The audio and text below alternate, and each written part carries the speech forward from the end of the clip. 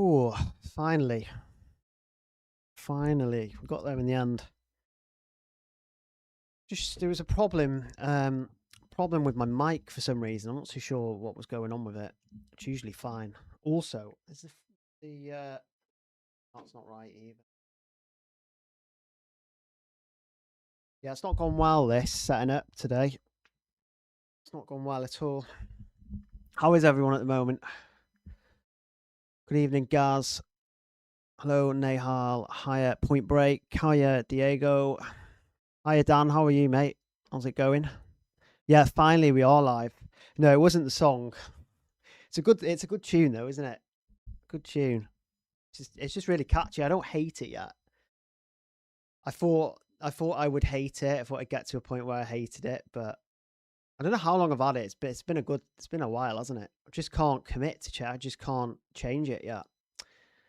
Not ready to give it up quite yet. So yeah, as you can see, I have not got a team yet. The plan is to build the team on the live stream, as usual, if you are a regular around here. I imagine it's going to get super busy towards deadline, like it usually does. So nice to get the usual early guys in. How is everyone doing anyway? It is a bit of a banger, isn't it? Yeah, we are finally live. We are finally hard. It's going to be 10 minutes. No, I wasn't raving. I was trying to sort out this bloody mic. It's a pain. It's an absolute pain. So yeah, okay, probably do an intro, camera intro. So guys, if you haven't liked the stream already, do that now. Hopefully we can get to about 50 likes today. Also hit subscribe if you've not subscribed already. I do plan to get to 2,000 subs by the end of the tournament, albeit that is going to be very, very difficult to do. And I know a lot of the regulars are already subscribed. So if you are new around here, hit the subscribe button. Today we are going to be building my team, answer all of your questions. Super chat are available as well. So if you want to support me, you want to support the channel, you can send me a super chat. I won't keep repeating it through the stream. Happy to have everyone in.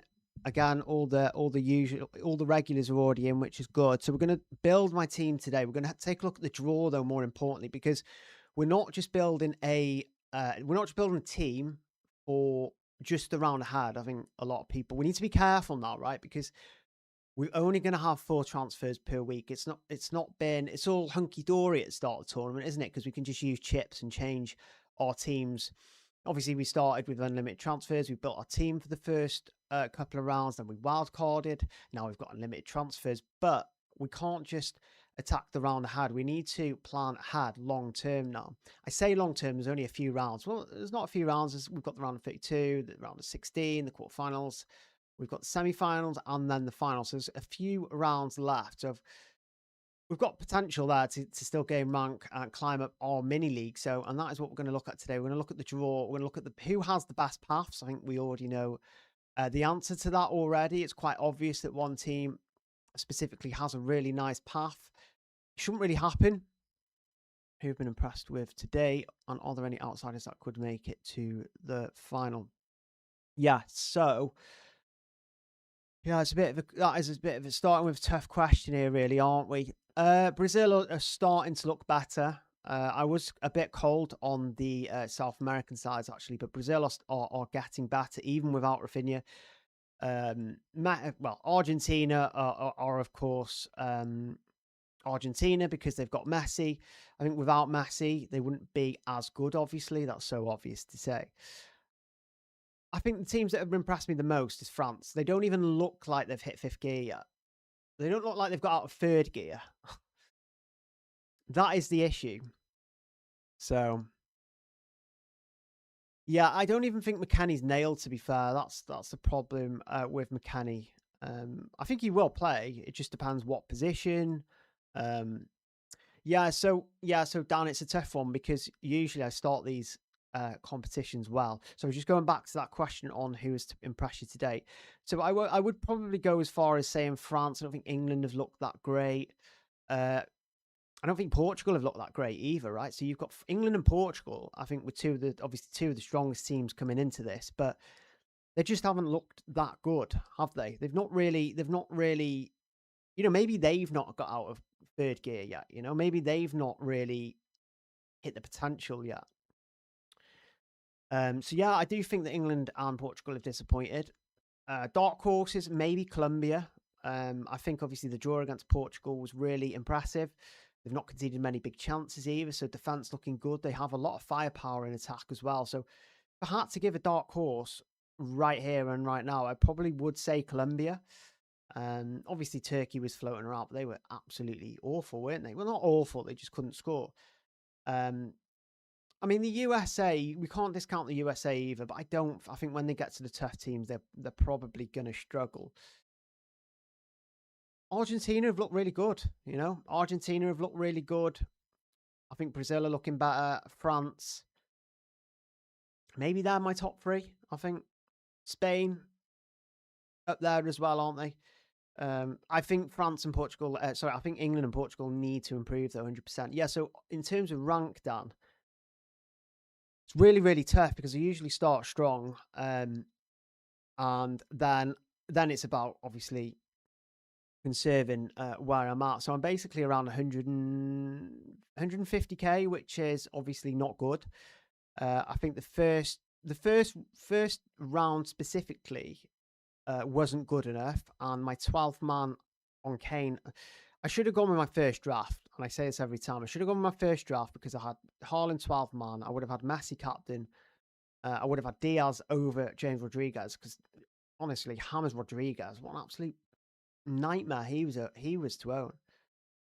Yeah, I don't know. I think England it's gonna be what I think it probably potentially has the potential to be super dull, that England Congo game. Congo are just going to stick about 50 heads on the goal line, and England are just going to pop shot and I think they're going to struggle. They obviously struggled against Ghana's low block as well, and Congo arguably have a better defense. So yeah, in terms of target, Dan, I would probably I want to still say that a top 1k is what I usually aim for. It's what I usually want to go for on Euros games and any sort of international fantasy game. That's going to be very tough now. I think it's possible though with all the chips. What do you think about Danny Olmo? Yeah, he's a bit of a risk, isn't he? It depends what formation Spain play. If they're going with 4-3-3, then Ruiz is playing ahead of Danny Olmo. If they go 4-2-4.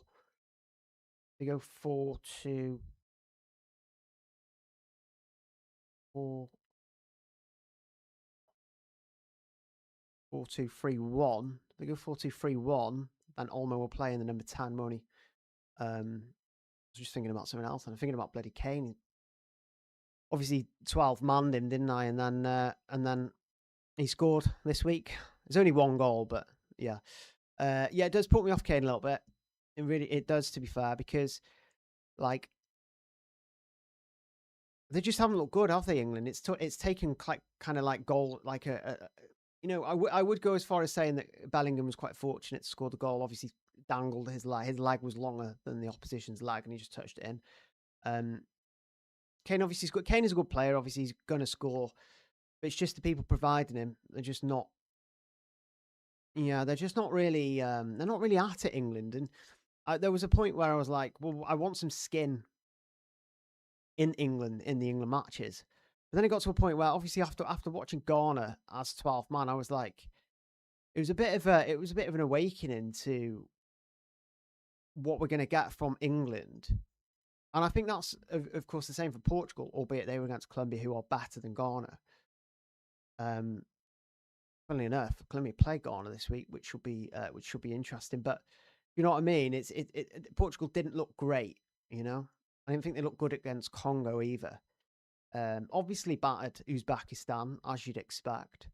But Congo battered. Congo, beat them well as well. So any more kind of opening questions? We'll start building the team and stuff soon. Yeah, I do like Doué. I think that he's been better than Barcola. I do think he'll start. There's always a bit of doubt there, with Doué. And he's also one of the first players subbed off if things aren't going right or if they need a goal, he will go off for Barcola 100%. That's my only worry with Doué. He's very similar at PSG. It's similar with PSG as well, right? Enrique used to put Barcola on when Doué wasn't doing well, and sometimes it was quite early. So yeah. So make sure you are liking the stream. Make sure you are subscribed. More importantly, as well.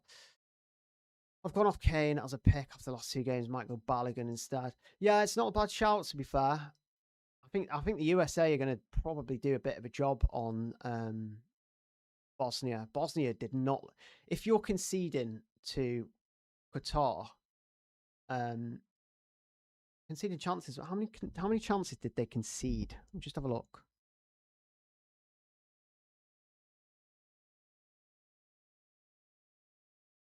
Because if Bosnia conceded quite a lot of chances to Qatar, not good, is it, really? Yeah, Jesus. I mean, they had 3, Qatar had 3 big chances, which is a lot. You cannot concede. I'm sorry, but you can't concede 3 big chances to Qatar. I think they were one of the worst sides coming into the competition, to be fair. I tell you what, I really do. I'll just go on Balogun. Yeah, I do like Balogun. I do like him. Probably takes pans as well with Pulisic off, right? Triple France attack. I don't know about that. I will have a look at we'll have a look at France in a sec because there's 2 questions on France and Sweden game. Are you go for both Dumfries or Hakimi, or simply avoiding both? They are the biggest threat. Fancy for both teams. Just, yeah, it's actually extremely depressing that Dumfries and Hakimi play each other. I mean, it's going to be good because obviously we get to see we get to see 2 of the 2 best attacking defenders in the world football up against each other. So it's just annoying, isn't it? Because you want to own them, really. I wanted to own both. You know, I want Hakimi and Dumfries. The fact they play each other though is yeah, it's not good.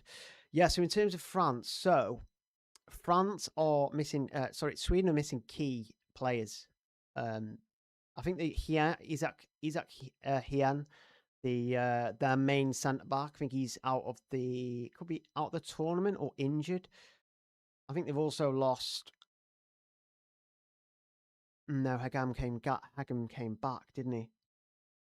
They've lost a couple of players, Sweden, through injury. I'm pretty sure they have. And they're also, bad, aren't they, defensively? So I think France could rack up the goals there. You need a double up in the France attack.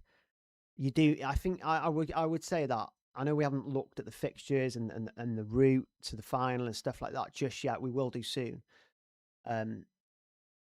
But should we take a look actually at the path to the final? Let's look. So this is the draw. I hope you guys can see that okay. I mean, it looks quite big on my screen. I'm hoping it's looking all right. Really love this SofaScore graphic. It's just got the right colours, hasn't it? A lot of them are too colourful and stuff, but SofaScore, I think, nailed the graphic. So this, of course, shows the path, doesn't it, of the teams. You can see who will play who. You can see who will play who if they beat the team that they're playing. if that makes sense. But you can see the path all the way to the final, and that's what's important, right? That's what you need to see because, again, we're looking long term. We're not looking at the fixtures ahead. We can obviously we get 4 transfers, but say there's a shock. It's important to mention though. I remember doing a pod for the Euros Fantasy, obviously the Euros Fantasy pod that I did with Dan and Ad. And we looked at how many upsets there were in the last stages of major international competitions, and there's not a lot. There wasn't many at all. So the chances are 90% of the favourites, if not all of them, are probably going to progress. So maybe we could be a little bit more flexible, a little bit more aggressive with the transfers, with booking transfers. Look, I don't like booking transfers. I don't like seeing people booking transfers. But when you've got 4 transfers, that's a lot, I would say. It doesn't seem like a lot because you're looking at all those teams and thinking, well, someone's going to go out. But again, looking back, like statistically on average, it just does not happen really. I mean, of course, if you're going for like like Mexico assets or Ecuador assets, then I feel like that's a 50-50 game. So you basically, you're not really setting yourself up well if you're like doubling up and stuff like that. Another example of potentially a 50-50 game could be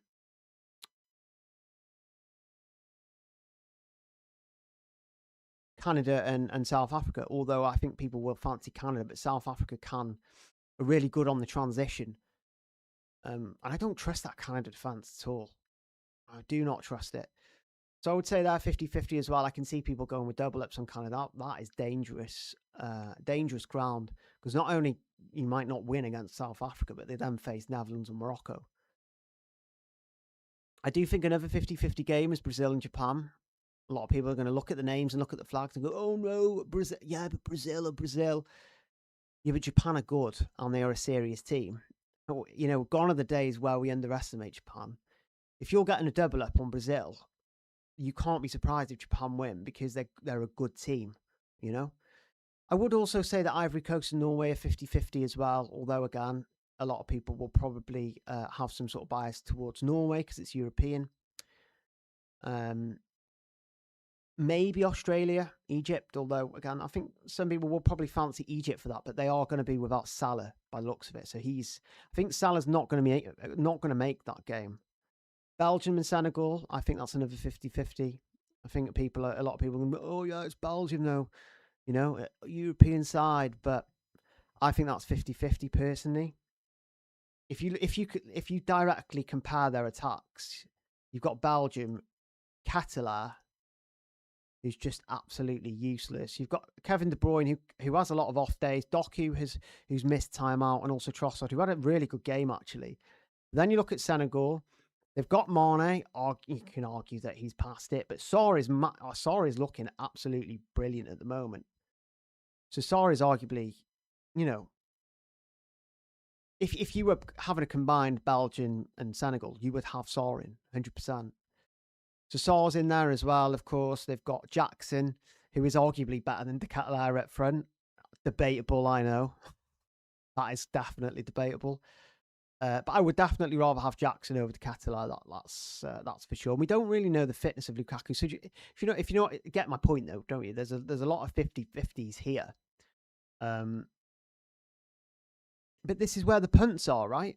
You can't just go, oh, you can't just be like, well, I'm just gonna, yeah, I think Canada are a bit dodgy, to be fair. In fact, we'll get on to goalkeepers in a sec, but if you look properly in a sec, yeah, it's just all crosses, isn't it? They just spam crosses in from corners, and Johnston. I mean, Johnston's not a bad punt. We'll obviously talk about punts soon, but like that, I just think just look at that draw there. You've basically got on one side, you've got a lot of the big teams. On the other side, you've got not many big teams. But this is problematic for goalkeepers, right? Because in UCL fantasy and international fantasy games in general, you want a goalkeeper on the other side. You want a goalkeeper on either side of the draw, so they don't eventually play each other. You've got more of a chance of getting to the final. But I think you have to really weigh it up this time around, because obviously there's the standout goalkeepers on that right side of the draw, right? You've got Martinez, you've got Pickford, probably those two, Martinez, Pickford.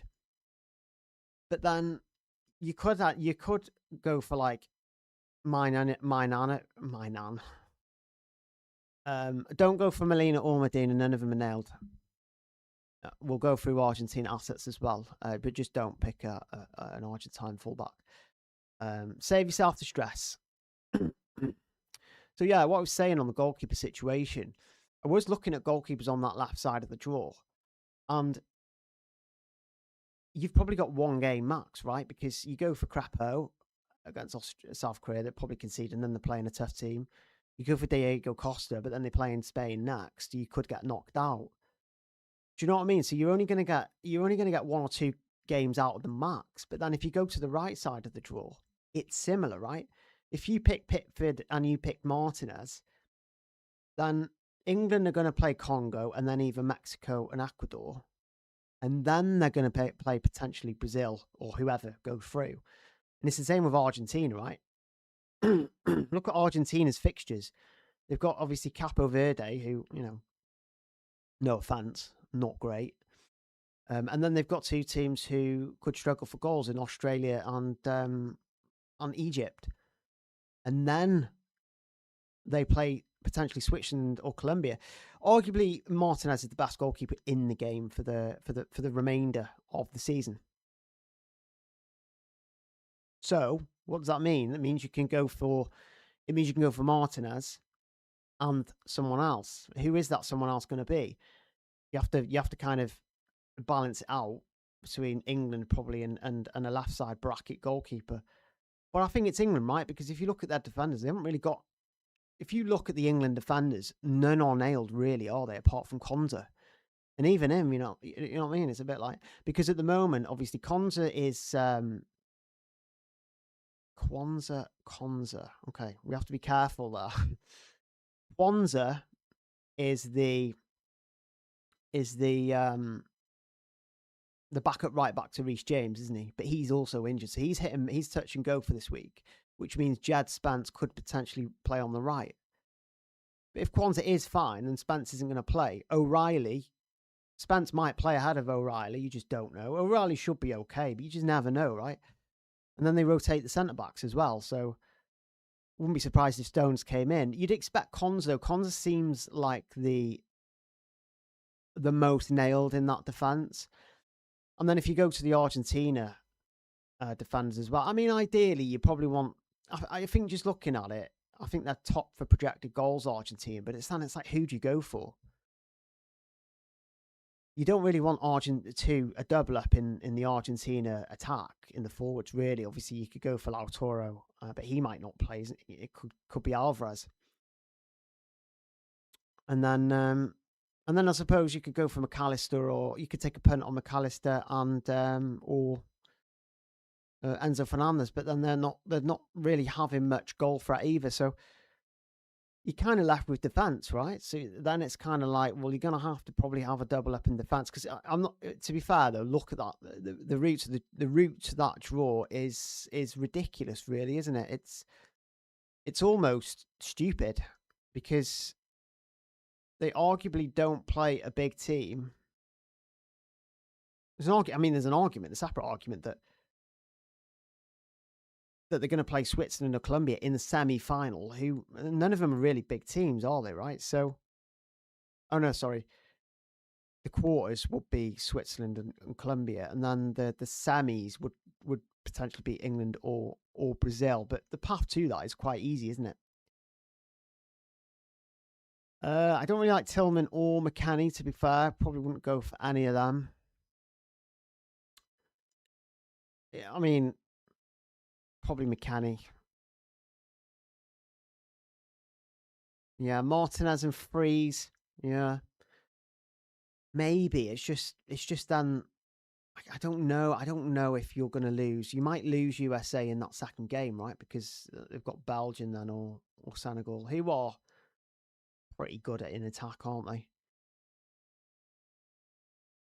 I just feel more comfortable with Pickford and Martinez. Just looking at the draw. So, I mean, we've looked at the draw. We probably need to build the team eventually, don't we? I feel like we just pop over here. If you are in the stream, please make sure you like. Please make sure this microphone's wobbling a bit and it's rattling a bit. So it didn't work before, and now it's rattling. It's a decent mic as well. Cool mic. And it's rattling, and anyway, it's quite cool in this room actually. Before it was so hot. It was like an oven. So God, it's already 6:15. What are the fixtures? So, fixture order. So, yeah, we have. I think that'll be a good game, actually. It's a shame that Netherlands and Morocco game's at 2:00 in the morning, isn't it? But Brazil and Japan is at a decent time, 6:00. South Africa, Canada, obviously tonight is pretty decent as well, isn't it? So I just want to have a quick look at the times because a lot of them were absolutely ridiculous last week. There's some good kickoff times this week. There's a 7:00 there, but it's Egypt, Australia. I know what you're like, Dan. You'll probably watch the late ones, won't you? You're an MLS head, so you'll probably pull all nighters. Okay, so I think what I want to do is I kind of want to start. I kind of want to start scouting some players. I did bring a notepad. I thought I brought a notepad. Anyway, have a look. What have I got in my bag? Yeah, so the plan is basically to draft. Well, obviously we did this last time. The plan is to draft. One sec.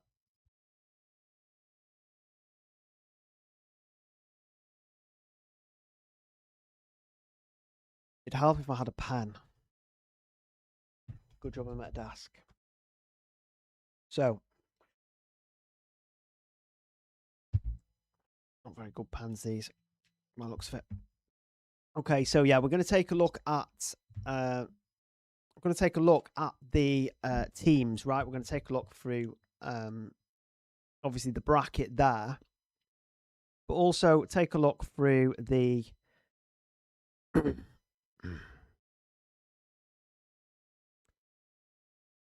Just want to put together a list of players that I really, really like. So I'm going to do an essential list first. Players that I feel like, based on the route to the final, that I think we probably need, like the essentials and stuff like that. So I think it's easy to start on the Argentina, just on the Argentina side, right? So we'll just take a look at the routes, then we'll go back to the filters and just talk through the team, the players, who's nailed, who's not, who has the most attacking threat, who I think is the best long-term picks for all of the best teams to target. So it's going to be really helpful, this.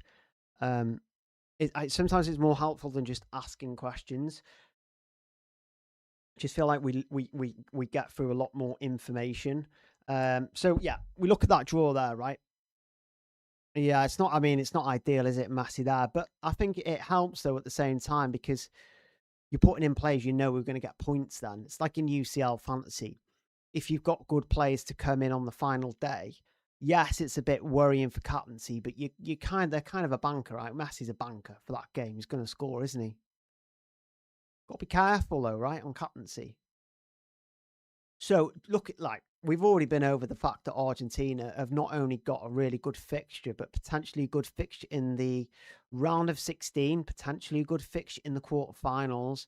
They don't really get tough until the semi-finals, do they? So I think we have to look at Argentina players. I would actually say that their players are essential at this point. So what we'll do is we'll just switch over to you can see that okay, right? So we'll just switch over here. So obviously you guys can see the filter, which is good, because sometimes I don't put it in the frame properly. So again, like that. These filters are quite. They used to be like this on Club World Cup Fantasy as well. You talk about tangos to click them. So I think we'll do a list of goalkeepers. Pen doesn't even work. This is what I mean. I'm in an office here and there's a lot of pans, but none of them work. Jesus. I might have to attempt that pan again. Ooh, that's a good pan. Ooh, there you go. Packet of pans there. Box of pans. Anyway, yes. Okay, so I do think the goalkeeper situation. We've obviously talked through the goalkeeper situation, right? And it's pretty clear that Martinez is up there with some of the best. If I was ranking goalkeepers, I would probably put him top, just on based on like every single reason possible. I probably should have made those sections for the forwards and midfielders a bit bigger, but we're also going to be highlighting differentials as well because we don't all want the same team, do we? We want, we want a little bit of fun. We also want to gain rank. So Martinez is up there at the moment. Again, we obviously talked through the fact that I do think that doubling up on the Argentine defense absolutely makes sense because their attackers are just a bit grim. And we'll talk through him in a sec though. Okay, so this is where we're at. Medina on paper looks absolutely fine, right? But Tagliafico, he played quite a lot of the qualifying matches. He is now fit. He played 90 minutes. He's now up to speed. So I would definitely worry about Medina. Can you see that? Yeah, you can see that. So I would worry about Medina. Romero is injured. Let me just double check on Romero. I'm pretty sure he's injured. Probably going to be Otamendi this week. I think he's having an MR. Did I read it right before? And that he's having an MRI scan? Might have read that wrong. Yeah. QT Romero had an MRI scan and results were good. The swelling's gone down. He'll return to full training with the team tomorrow. Again, I'm not convinced that they need to play him against Capo Verde. Molina as well, Montiel is back. Well, he's capable of playing. So I think that only really leaves Lisandro Martinez. Again, we won't build the team quite yet, but we're just shortlisting players at the moment. So I think Martinez is definitely up there, right? He's definitely got to be up there. I think if we're looking at the attackers, we'll obviously talk through them just briefly. I think McAllister and DePaul and stuff like that are 90-minute men. I mean, they're punts, aren't they? I mean, none of them are actually. I mean, you don't even get scouting bonus for McAllister by the looks of it. He might go over, actually. They're just not convincing, though, right? They've not really done anything, have they? Enzo Fernandez is a punt as well. Might be worth looking at that XG. Enzo Fernandez. Let's have a look. What's he done in the? XG is 0.17 so far from 2 matches. XA is 0.04. It's not great. I think McAllister's better though, right? Because I think he got an assist. So McAllister, his XG is 0.15. His XA is 0.12. It's a little bit better. But what about DePaul?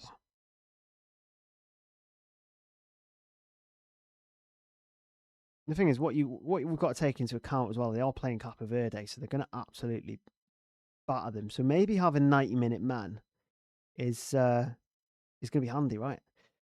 Rodrigo DePaul, 0.00 XG, 0.01 XA. Yeah, that's not good. I don't really like any of these players, to be fair. McAllister, did he get an assist?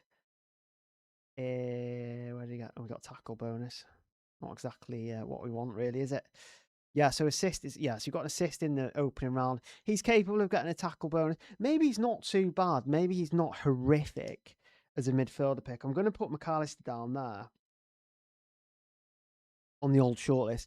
And then forwards, of course, I know a lot of this is straightforward, but it's going to get a little bit more difficult as we dive into the kind of, Jesus, on 40 points already. How many? Yeah, he's owned by nearly half the game. So he, obviously Messi's probably essential at this point, isn't he? Even if you're trying to gain rank and trying to go a little bit different, I probably wouldn't go for anyone different.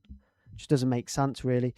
Look, I think Lautaro's going to play, but then he comes off, doesn't he? He obviously scored last time out. What's his ownership? He's got scouting bonus as well, but it's not really important, is it, really, at this point? Attackers getting scouting bonus. I don't want to. I will put out. I don't know. I'm not going to put Martinez at Lautaro on my list because I don't want 2 Argentina forwards. So I think that's where we are with Argentina, right? I think they've got two. I think obviously Martinez and Martinez. Martinez goalkeeper, Martinez the centre back, nailed. You got McAllister as a differential option as well. He's okay, but I do think Messi's essential. So I think if we just going back to the draw here now, because this is what we're going to do, right? We're going to get through the teams who are most essential. Who else has got a good draw here?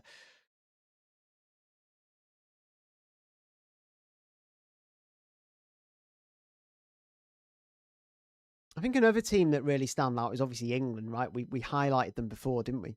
We highlighted the fact that, if they play Congo, they then play Mexico and Ecuador. So realistically, they've got two decent games there. So I think we need to probably have a look at England again. There's a lot of kind of question marks around defenders, around all this other stuff. So let's just shut that off again. We'll go back to England. Now, again, we did already go through the goalkeeper here. We went through the goalkeeper situation. Look, I really like Pickford, on that side of the draw. He's not exactly expensive either as well. Look at that. He's 4.8. Maybe that is expensive on this game, but we got a lot of budget, right? The only issue with Pickford, and this is obviously, what we need to think about. You're only getting 7 pointers. Look, so you're not getting scouting bonus here. You're not getting scouting bonus for Martinez. So it's all right. It's all right. You're getting clean sheets and stuff like that. But people who are going for scouting bonus could potentially be getting 9 points and then probably more save points, right? So do we want, and this is obviously why Dan highlighted Freeze before, because you're gonna get scouting bonus, you're gonna get saves from him, and there's obviously whole potential there. So it is a tough one, but Pickford is one of the best goalkeeping options. He just is, because it's clean sheets, right? We can't really say for sure if USA are going to keep clean sheets, because defensively, maybe not look fantastic. So we're going to put Pickford down. So let's talk through the defenders again. We did highlight a little earlier before with the defenders that there's some rotation there. There's some injuries there. Obviously, Reece James is now injured. He won't play for a bit. That means that Kwanzaa is going to step in, but he's hit and miss for this week. He's touch and go. So he might not start. So already, you can't pick James. You can't pick Kwanzaa. Remember, there's two different players, Konza and Kwanzaa. It would probably help if I said them a little bit differently. They just sound the same. O'Reilly is of course someone who a lot of people could flock to, but again, what's to say he doesn't play? What's to say that Kwanzaa is fit enough for right back and Spence is preferred, right? We don't know. And even if he does start, will he start the second game? You just don't know, right? And this is where the centre-backs come in, you just don't know with Gahey. You don't know with Stones. There's been a bit of rotation there. But with Konza, he's played all of the matches, right? So he's obviously got a 9-pointer there. He's obviously got a 9-pointer there. Now, the problem is that his ownership, it's 4.8%, which basically means you ain't getting a scouting bonus for him.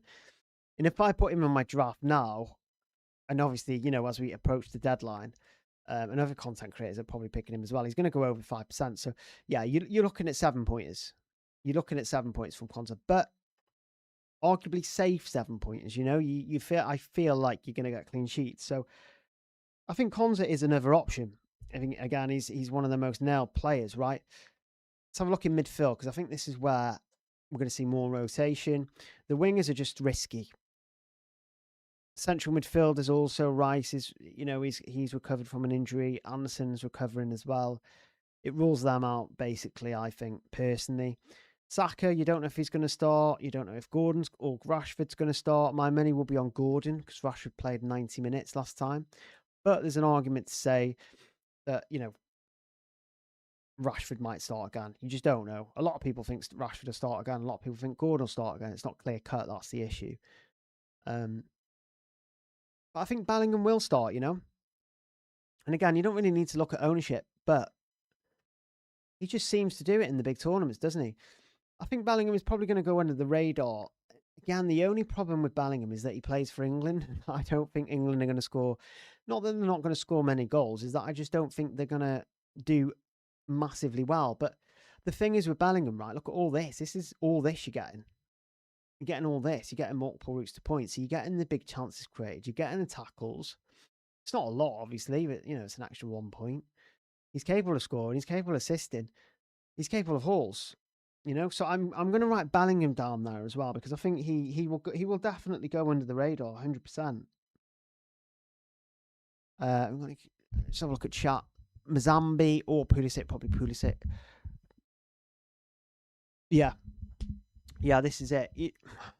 I don't know though, because if you want to outsmart people, obviously there's two sides to that story. You could try and outsmart someone with scouting bonus, get 2 points, whilst they get the 7, and those 2 points could accumulate to quite big. Because if you're a manager who is going to pick scouting bonus players, you've got a manager over here who's not going to pick scouting bonus players, and you've got a manager on the other side who is.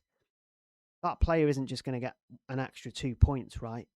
See, the guy who picks scouting bonus players is going to get 2 points for every player who scores more than 4 points. Not 4 points, you have to hit more than 4 points, so 5 basically, or more. So basically, you're accumulating those points up, and then the guy who has took the risk on those scouting bonus players is then a handful of points ahead of the other guy, right?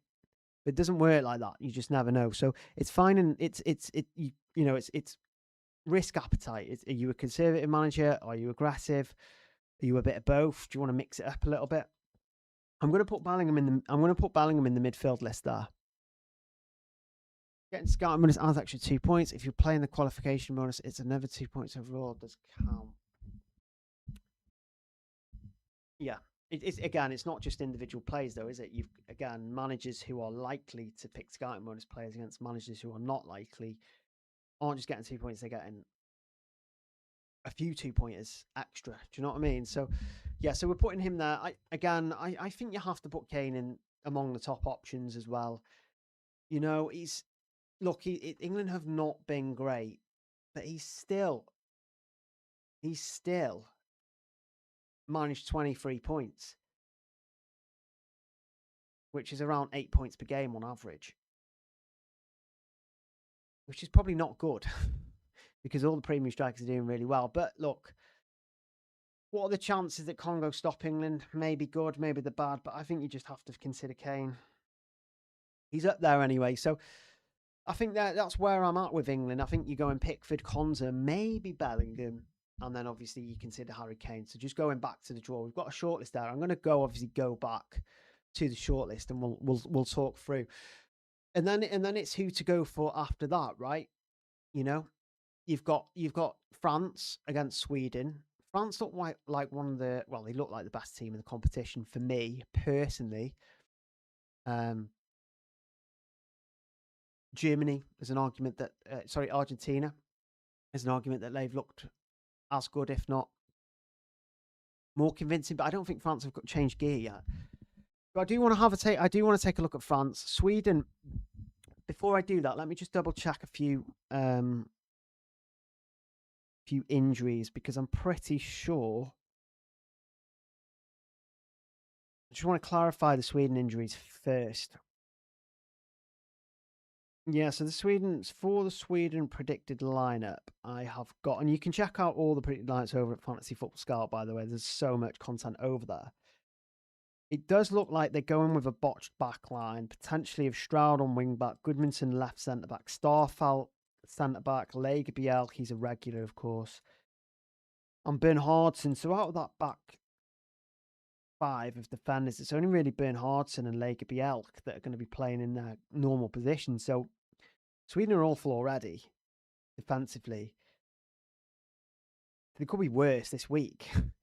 So I would massively be looking at France. So let's look at France. So we, of course, need to look at their options as well, right? We need to look at their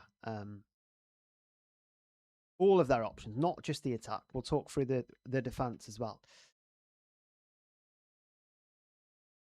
because we want to get a bit of a shortlist together, don't we? And then then we can kind of rank them. So obviously Magnan, if he's at 9.1, you're not going to get scouting bonus from him.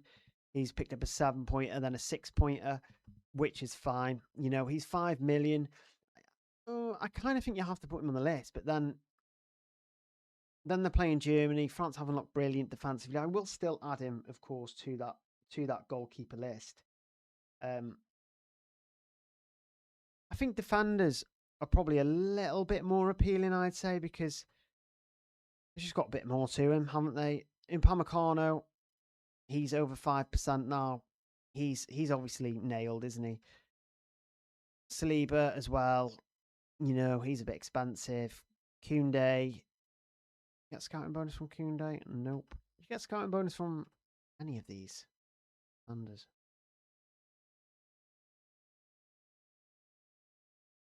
Okay, don't consider Theo either. I saw articles from the Quip today saying that Dean should start ahead of Theo Fernandez. Got to be really careful with him, so don't pick Theo Hernandez. I think if you're going to pick anyone, it's probably going to be. I mean, I like Koundé. You could go for Upamecano as well. It just seems like he could potentially have more assist potential. We've not seen it yet. He's also 5.4. He's also 5.4 million as well, right? Let's just put Koundé down, but I don't feel like they're that attractive. Obviously, they have Germany next as well. Okay, this is where it gets really interesting, right? Because we want to look at their attackers, don't we? So there's a big debate between Elise and Dembele at the moment, although you wouldn't think it. Look how many points there. Dembele's doubled Elise and one more. Oh, for God's sake. God's sake. Yeah, sorry about that. You can actually see the screen now, which is good. Yeah, so I mean, look at that there. 35 points. 70. You can see it now, can't you? You can't really see my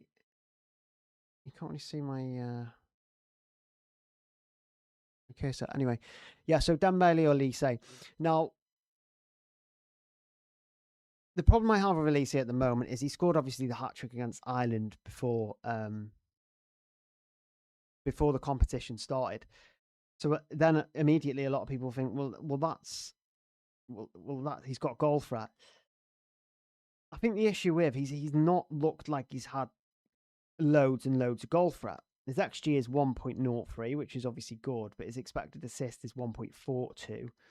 So he's creating more than he's shooting. He's having 2.7 shots per game, but only 0.7 shots on target per game. So already you can see that, you know, there's a lack of attacking data there from him. And then we look at Dembele.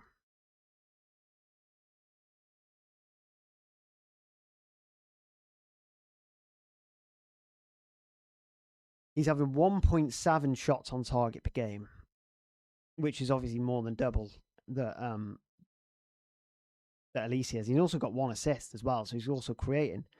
His XG though is 0.97, but if you are a UCL fantasy manager, you will know that some players score a lot of low XG goals, and Dembele is just one of them. So you would look at the data and think, well, he's got less XG than Elise. However, I think what's happening is basically that Elise is dancing around and creating these opportunities. They say dancing because that's what he does. He glides and dances through these players. They just can't touch him. And then he's in those creating opportunities. And then it's basically feeding into the shooters. The shooters, of course, are Mbappe, Dembele, and Doué. All love a shot. They spam shots sometimes. So, and I think that's why I'm leading towards Dembele. It's forget about the points. Looking at the data, you know, he's taking more shots. He's still creating assists as well. So that's where I'm at with Dembele and Elise. I think that Dembele is a better option. However,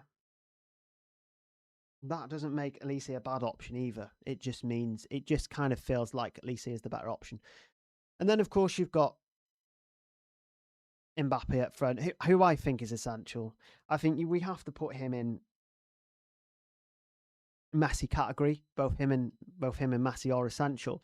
I wouldn't put Kane in that category though, because if you obviously compare how they're playing, right? France and Argentina are arguably they're the two of the best performing teams in the competition offensively. I haven't even looked at the numbers, but I just feel like they are. You could probably check that, and they look convincing as well. You know, and Messi looks utterly inevitable. Yeah, I'm not really a fan of Due. Again, just going back to that point of if he has a bad game, Barcola's coming in 100%. Like if Due has a bad game, he's coming out because Barcola's not. I don't think Barcola's as good as Due, but I think he would come on. I think Doue's a differential. I don't I don't really like him that much, to be fair. So I think the top picks from France, we're basically looking at obviously Mainan in goal. You've got Koundé, and then it's a case of Mbappe's obviously essential, but then it's Dembele Vigalice, which I think Dembele does win based on his data, and I think how much he's shooting. You want goals, don't you? From he's so explosive as well, right? So that is where I'm at with France at the moment. I think three of the top teams you want to invest in at the moment, going into the period is obviously Argentina, England, and France. But just going back to the draw, yeah, I mean, yeah. So going back to the draw, there's a few other teams that I think you just naturally like have to go for, right? And I just can't help naturally being drawn to Colombia. Just want to have a look at. I just want to go through a couple of their results and a couple of bits of data from Colombia. Now that first game against Uzbekistan, it was 3-1. Okay, big deal. Everyone is doing that, against Uzbekistan. So maybe not convincing. And then against Congo, it was only 1-0. They did have two big chances, had 20 shots. But Congo aren't bad, right? They're not a bad team at all. So we don't really want to be targeting Congo, and that from an attacking perspective, it just as we made it the point earlier of England that it's not a fixture that you're going to get loads of goals from. They're just going to sit back. It's just simple as that. They're just going to sit back and maybe England win 1-0. Maybe I'm wrong, Maybe England score lots of goals, but I think Colombia, they really did impress me against Portugal because they still managed 1.70 xG. I know maybe this just sounds like numbers to some of you, but that is really good against Portugal. It's really good. They had 24 shots against Portugal. So, do you know how hard that is? 24 shots. Portugal only had 13. But then that's from an attacking perspective. If you look at their defence, they conceded one big chance to Uzbekistan. That's fine. It's not really a big deal, is it? They conceded 0 big chances to Congo. Then they conceded just 2 big chances to Portugal, less than 1 xG, which I think is really, really good. You're talking about one of the best teams in the world. So this is why I really like Colombia.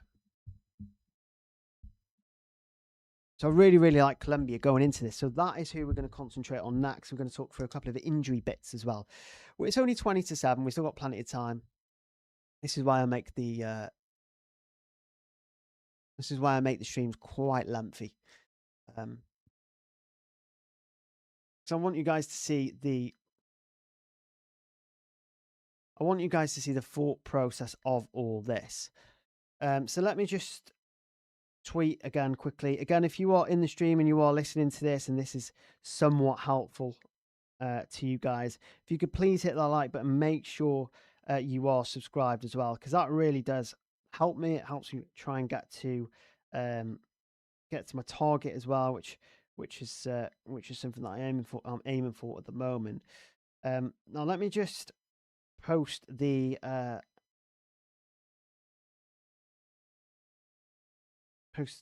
stream on X again.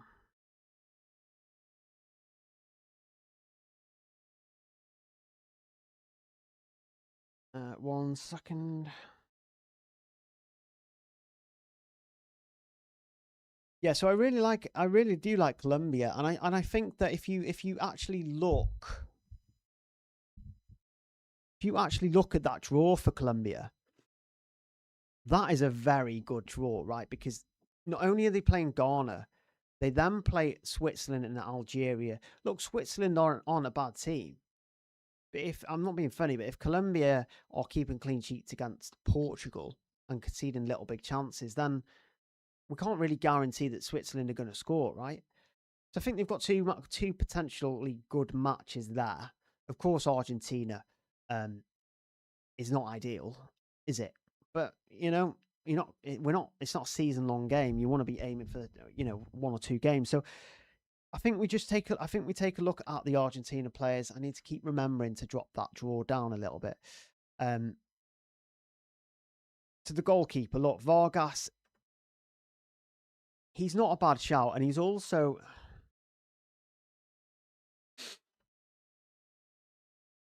He did all right for me, to be fair. I actually had him for Congo.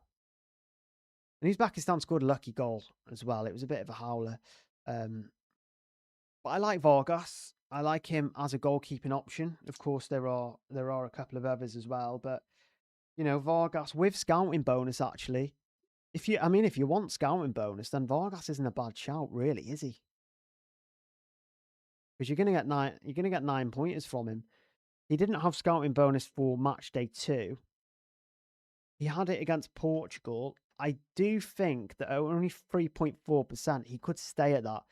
Vargas is going to go under the radar, from a defensive, from a goalkeeper's perspective. I'm going to write him down. In terms of defense, right, so Munoz missed the previous game due to arrest/knee precaution. He's had like a long-term knee thing going on. And he was just arrested as a precaution. I mean, what's the point in playing him against Portugal, right?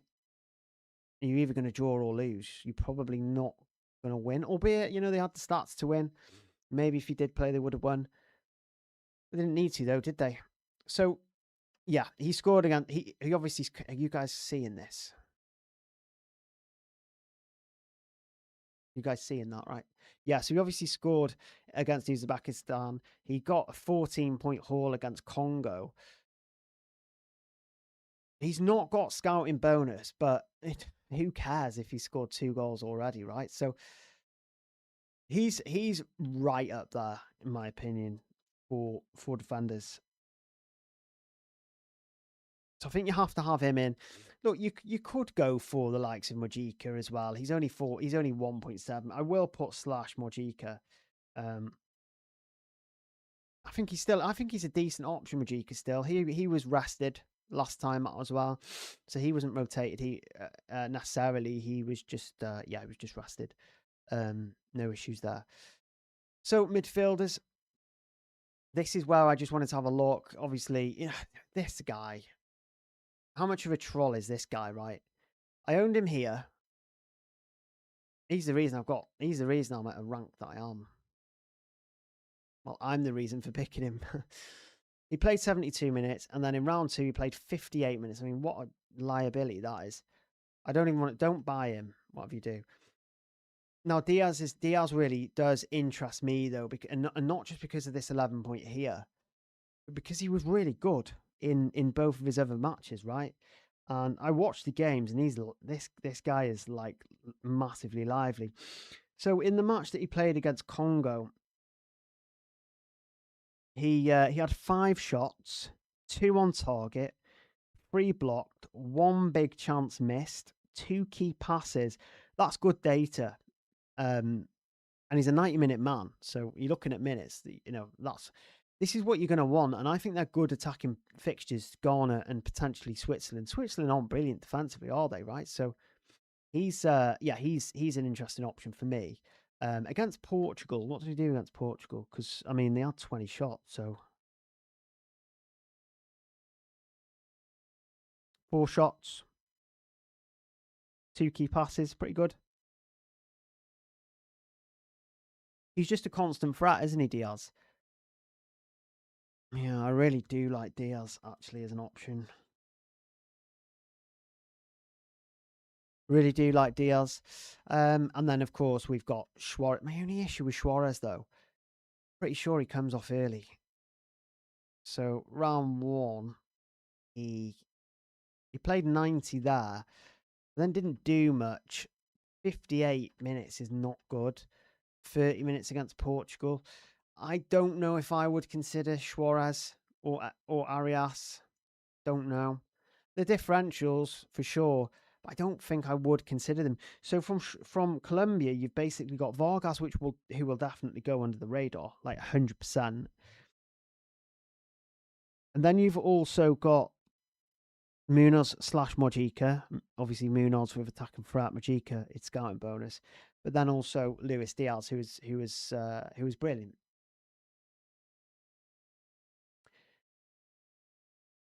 Yeah, so we're building the team. We're building up a shortlist first, and then we build a team.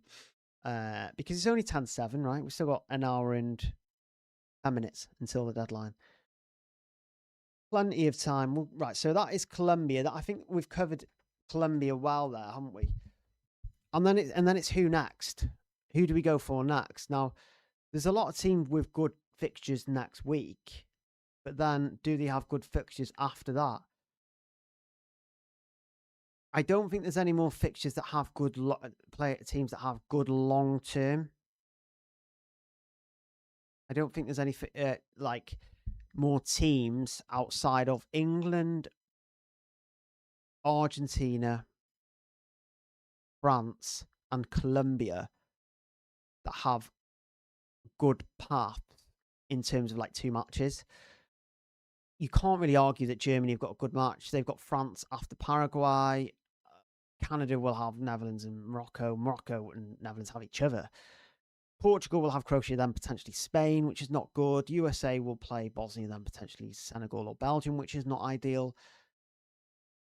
Brazil have Japan straight away, not ideal. That's not a good fixture. So it could be from an offensive perspective, though. Maybe from an attacking perspective, Brazil have 2 okay fixtures. So we can look at probably Brazil. But from a defensive perspective, I don't think Brazil have shown that much. I think Japan are scoring against Brazil.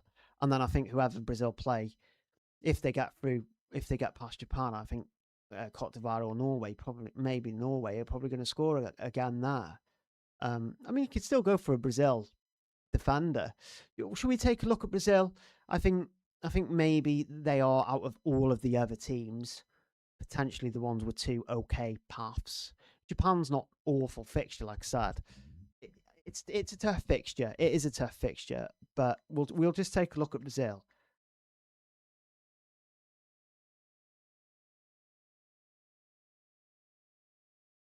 So Brazil, you're not really going to want a goalkeeper. We're not into the goalkeeper really. He's not got Sky and bonus. I don't know. I mean, let's be honest. They've kept 2 clean sheets, but Haiti were awful. Scotland are the worst I've seen them in the last 10 years. I think they were atrocious. So, and then as soon as they were tested against Morocco, they conceded. Then against Japan next, who are arguably as good as Morocco, maybe a little bit less, a little bit worse. But yeah, I'm not really interested in a Brazil goalkeeper. Look, if you're gonna pick a Brazil defender, they have a couple, right? They've obviously got quite a few that are nailed.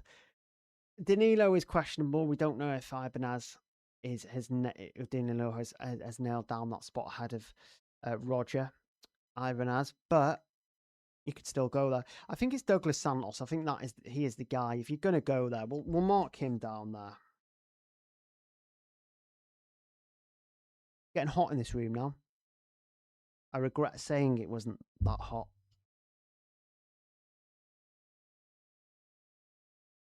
Maybe it's because I've got a light absolutely blasting on my head.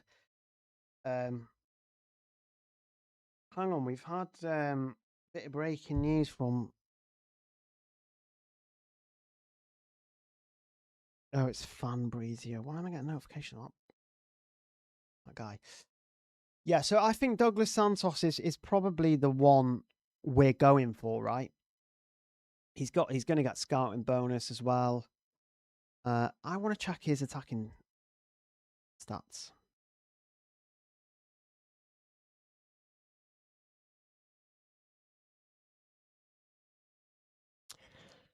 I'm going to check Santos's attacking stats from the games he's played so far. So he's missed a big chance. His shots per game is 0.7.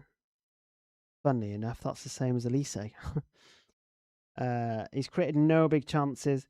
It doesn't seem like you're going to get a lot of attacking threat from Douglas Santos, but again, you are getting the scouting bonus. He's against Japan, which is not ideal.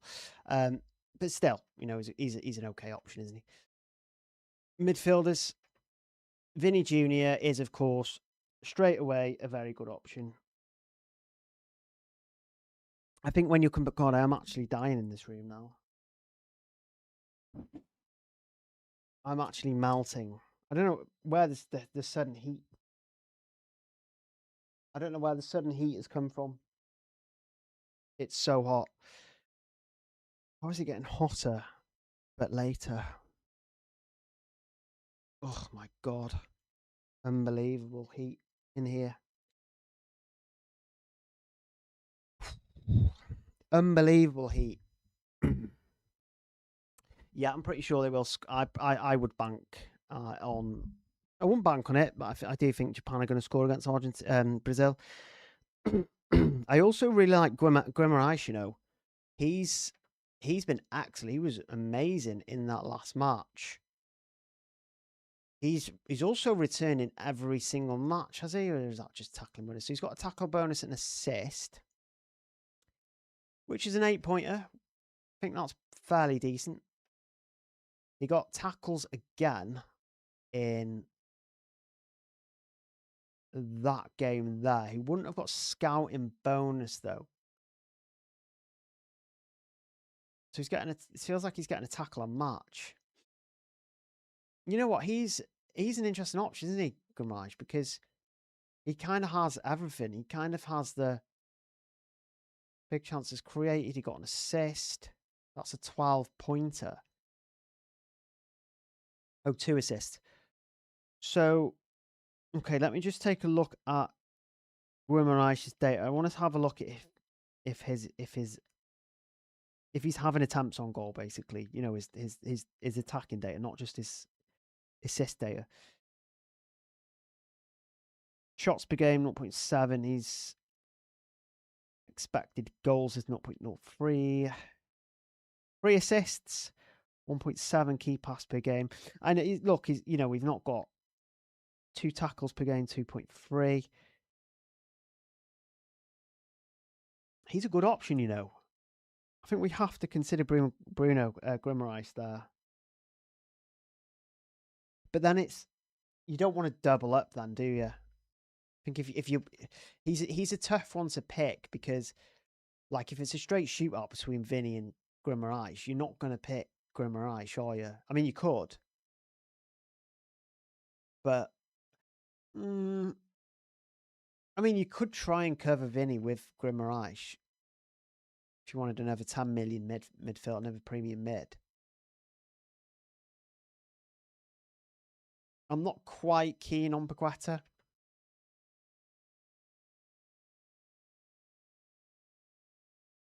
Not quite keen on him. He seems like a teamy version of Bruno G, doesn't he? No pun intended there, but...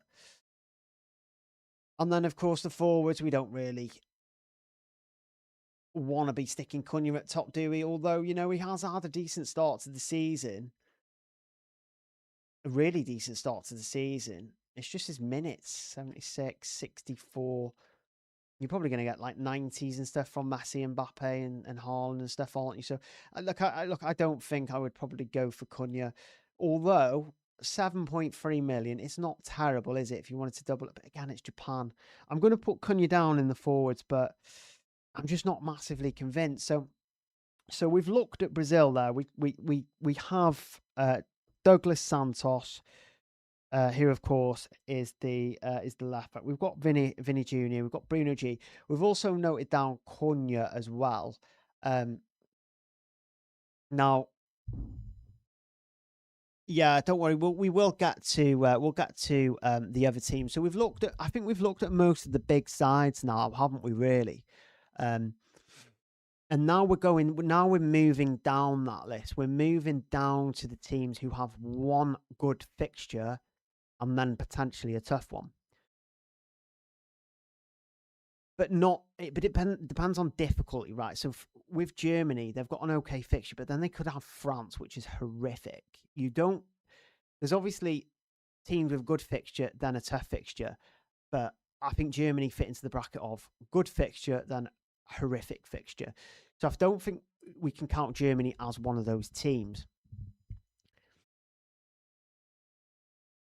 I think it's the same with Canada, right? And they'll fall further down that list, in my opinion. They'll fall a bit further down that list. We'll come to them, basically. Again, Portugal and Spain, they have an okay fixture first, but then that second fixture is awful. It's horrific. I mean, Portugal haven't convinced, but I mean, watch Spain end up having Austria and Croatia, and then Yamal just going massive. I just think that's a tough fixture. USA is slightly different, right? Because they've got Bosnia, who conceded a few big chances to Qatar, which is unforgivable in my opinion.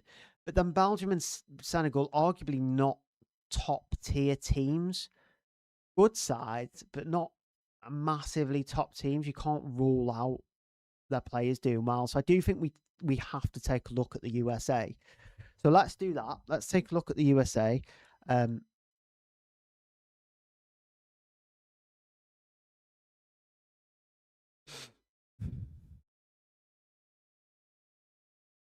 Yeah, so as Dan highlighted before, I think Freeze is not a bad option because he's 3.4%. He's obviously getting scouting bonus as well. Problem is, obviously, his 12 points in the first two matches aren't as many as the 14 that those boring goalkeepers without scouting bonus they get 14. So he does fall in the category of there's a little bit of risk there with Freeze, right? You can't obviously Bosnia have good players. They're not terrible offensively, so we have to take that into account. You know, they've got Demirovic and they've got Zako, who are easily capable of scoring goals, right? So we do have to take that in mind. But I will note Freeze as a fairly decent option at 4.2 million. He is on the left side of the draw as well, which I think bumps up his appeal because there's not many goalkeepers on that left side that are really, really good. So we've noted down Freeze. We then take a look at the defense. Now they've got so many good defensive options. Das does stand out to me. You're not going to get scouting, but he does remind me the USA defensive situation reminds me a little of Colombia, albeit though Colombia are probably better defensively and on the better side of the draw. I would prioritize Colombia above USA, by the way. But they're similar in that their players offer multiple routes to points, and Dast is one of them. He doesn't have scouting bonus. He's very advanced in terms of positioning, offensive positioning, and which means that basically he's still an option, even if he's playing. You know, even if he is playing against who is it? Who is it that USA could potentially get after this? It was Bosnia. Oh, that's it. Senegal and Belgium. So he still could return against those guys, right? So we're definitely putting Dast in. But then, like we did with Daniel Munoz, we'll probably look for another scouting bonus option. And I think obviously if Richards has got that, that's 0.7. So you're gonna get potentially scouting bonus from Richards. He's also showed his attacking threat. He nearly scored in that opening round as well.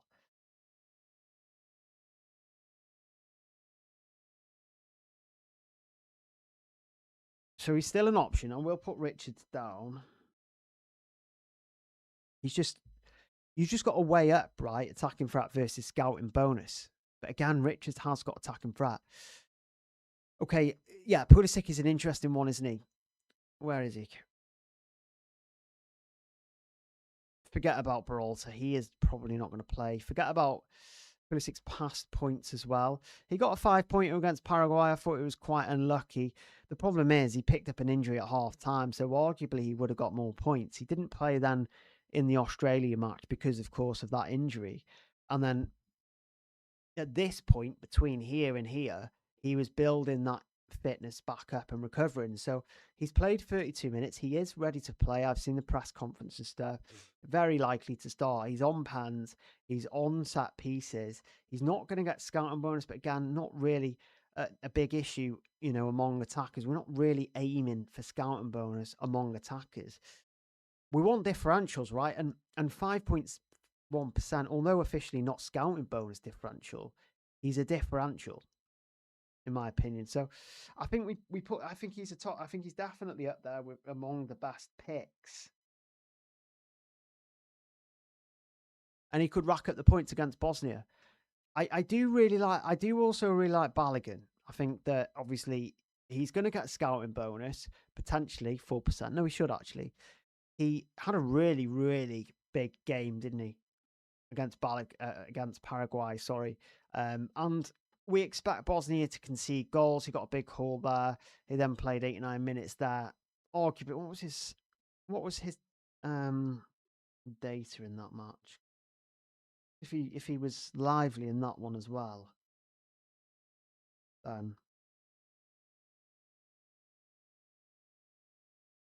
then he could be no, he was poor in that one apparently. Was that because he got a yellow card? He had two shots blocked, 0 creativity, XG of 0.22. Yeah, he kind of dipped there, didn't he? He dipped against Australia there. There's an argument though that he didn't have Pulisic to create for him.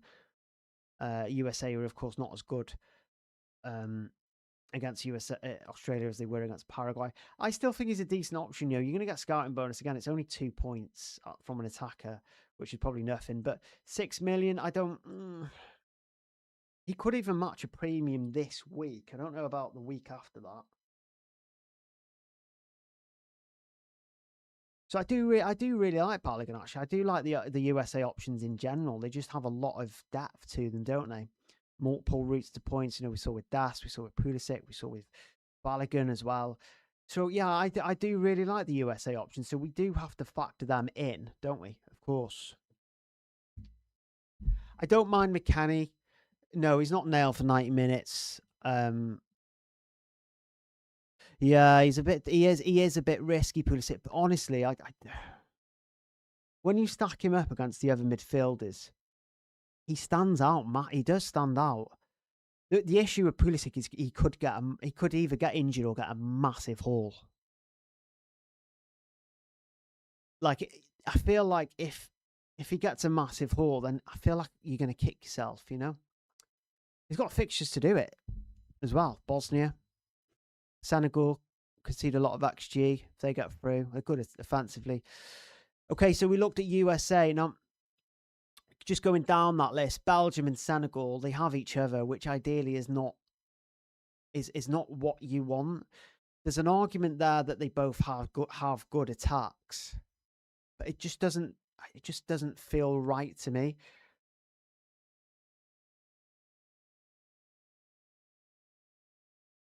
I would argue that Senegal don't have great assets. That's what I would say.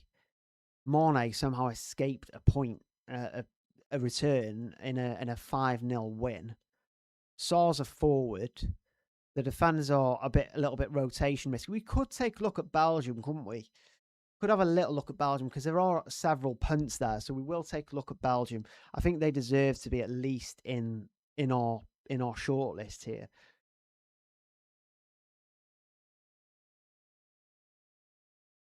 So in terms of goalkeeper, I think it's safe to say that we're not looking at Courtois, are we? Let's see what they have in defence. So we know that the Kuiper is going to get scouting bonus. He actually came close to scoring last match as well. Who did they play off the top of my head? New Zealand. He came close to scoring, came close to keeping a clean sheet as well, right? The goal was a really good goal from a player called Elijah Just. Really good tournament, actually. Who does he play for? And it's not important at all, but would love to know who Just plays for. Oh, of course, he plays for Motherwell, doesn't he? It's interesting, that, isn't it? Anyway, so yeah, Elijah Just, good goal, but the Kuiper was unlucky to score. They seem to be having, and he started the last two, the Kuiper, hasn't he? Good differential, you know. I'm glad I looked at Belgium because what are our thoughts on the Kuiper? I feel like he's a really good option. Yeah, and Matcha, he's not got a lot of goal threat though, and Matcha has he? Manzambi is not nailed either. I shared an article before on Manzambi actually. He's very cheap, but not guaranteed to start. Look, we'll come to him though, don't worry. What are your thoughts on the Kuiper? Because it's back-to-back starts for him now. Why didn't he start? Did Castagna start? Who started at right back for Belgium in round one? Munier. Yeah, they went with Castagna and Munier. Munier got a yellow card in the first round, so got subbed. Then he didn't play the second round, but was that because he was poor, or was that because he didn't want him to get a yellow card? And then they got to the third round and thought,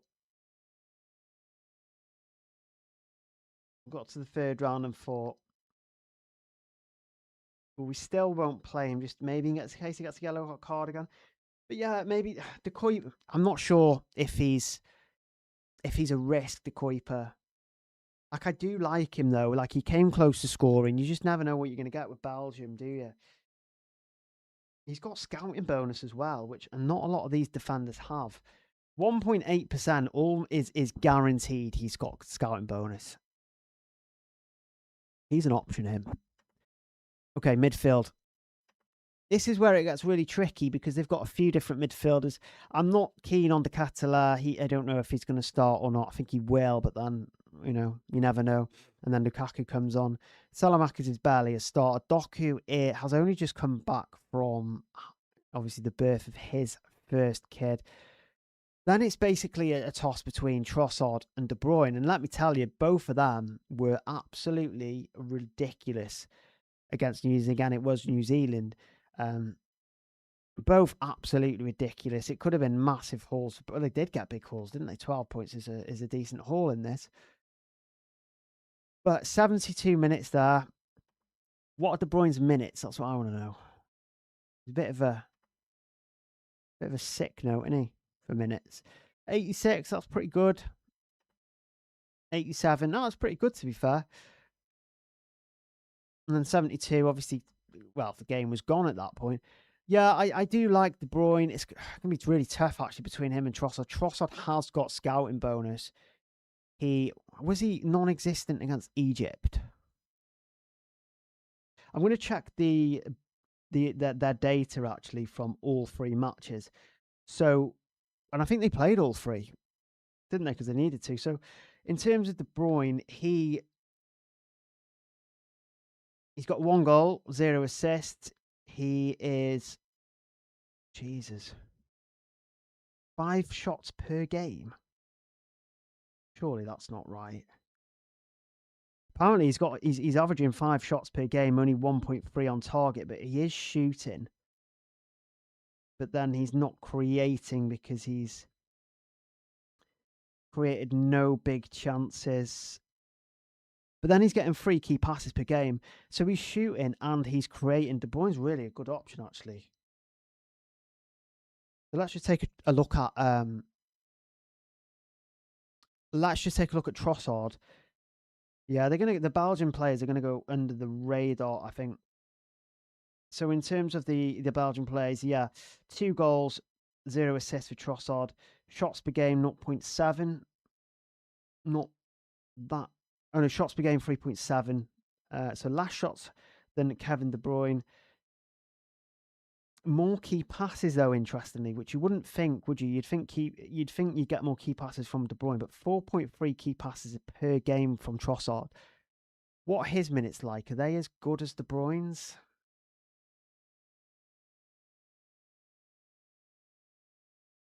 90, 90, 72.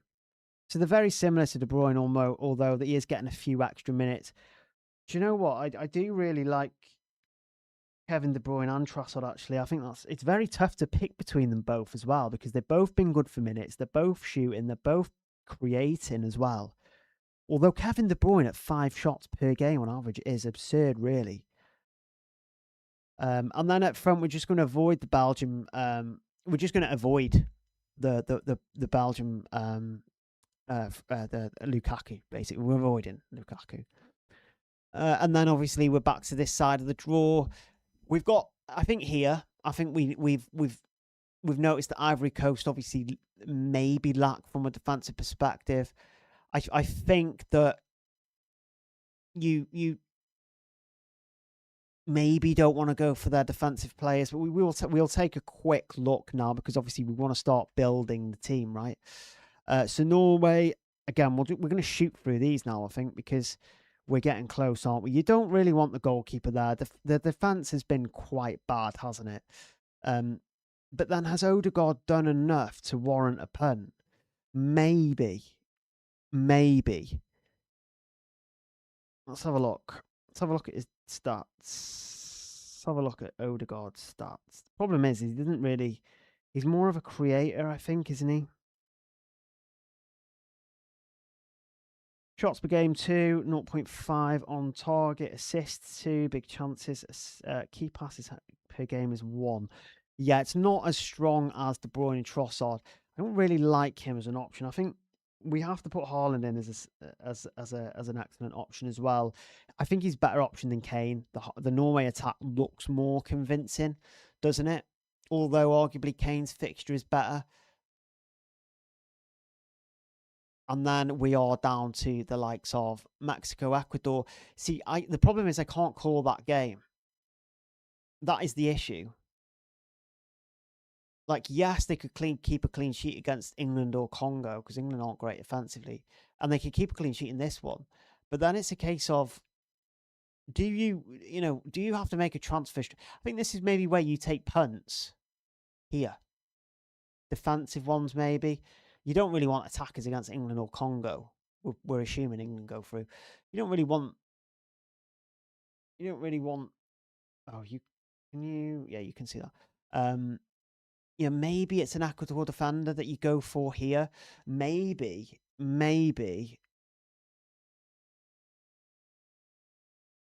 it's one of the Ecuador defenders that get a little bit of a shout. You've got the likes of Pacho there. He's got scouting bonus. You've also got Hincapi. I think there was a bit of an issue for him last time out, so I would avoid him. So it's basically Ordonez, pretty much. Ordonez or Pacho there. I think if you're going to take a punt there, maybe. We are going to start building the team. Just going to shoot through these really quickly. I don't know if I'm going to be taking a punt on Egypt, because Salah's injured. Ashawa, Zico, Monmouche, all a little bit concerning in terms of their minutes. I think Switzerland are still a good shout. I think this is the last team now, and then we start building the team. So we start building the team after looking at Switzerland. I think Switzerland have good options. Alvedi, as stressful as he is, God, I hate this guy so much as a fantasy pick. The fixture against Algeria is a good one, isn't it? You can't lie that scouting bonus is going to start, and Algeria, you can't not have him on there, really, can you? It's, as frustrating as he is. Yeah, so on Manzambi, he's not these double-digit hauls here. Obviously, very very good. Minutes 85. He didn't start this one. He only played 19 minutes. He didn't start the opener either, which is concerning. However, I do think his performance in against Canada does warrant him a start. He does like the number 10 role as well. I do think he'll line up in the number 10 this week. So I do really like Manzambi actually as a pick. I think he starts this one. Yeah, I don't know if Zico's actually going to start though. This is the problem. I think he started. Did he start up front? Yeah, he started up front. I don't know where he's going to start. It's all right. It's all right. We'll turn the draw off now, and we're going to start building, right? So this is where we build the team. So I think I'm going to put Martinez in for now. I do think he's a better option than Pickford. I don't really trust England too much. Again, we will probably get to them eventually. But yeah, I think we talked about the double up in defence, didn't we? And I do think that Martinez makes sense as a goalkeeper option. I also do really think other Martinez is a good option as well.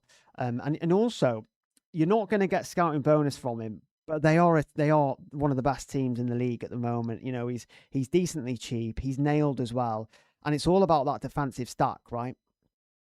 Ideally, that is what you want.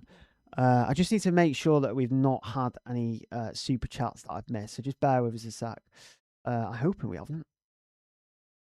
I hope we haven't. I hope I've not missed any.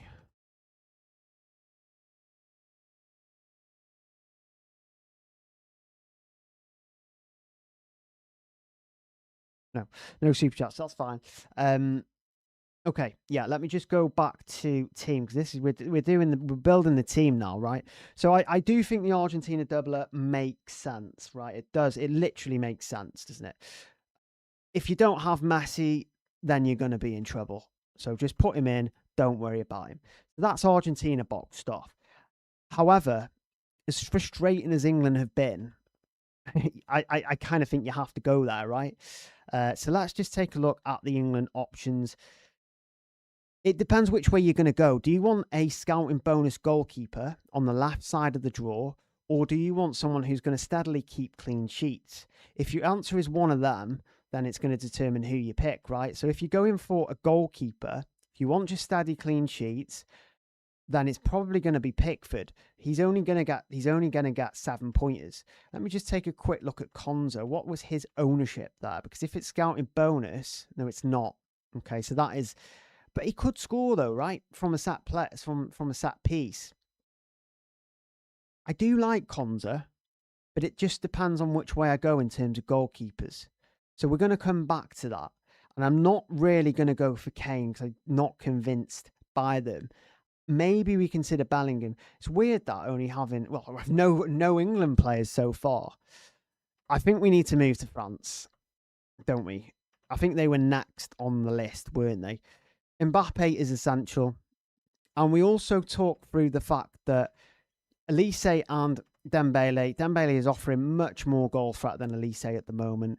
You know, Elise is only having 0.7 shots per game, which is just simply not good enough for an attacker of his price. You've got Dembele, who regularly scores from low XG opportunities. Yeah, so Martinez is the only nailed Argentina defender outside of goalkeeper Martinez. So the two Martinezes.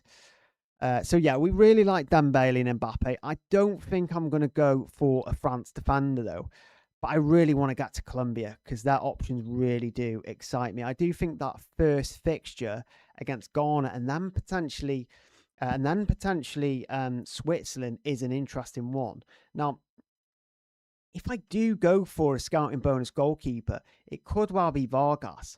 The problem is that I think that Munoz is near close to essential just because of how much goal threat he offers, right? He's already scored in 2 games, 9 points, 14 points. Not too fussed about scouting bonus there. But I also think they look really good in attack. We've obviously talked about this already.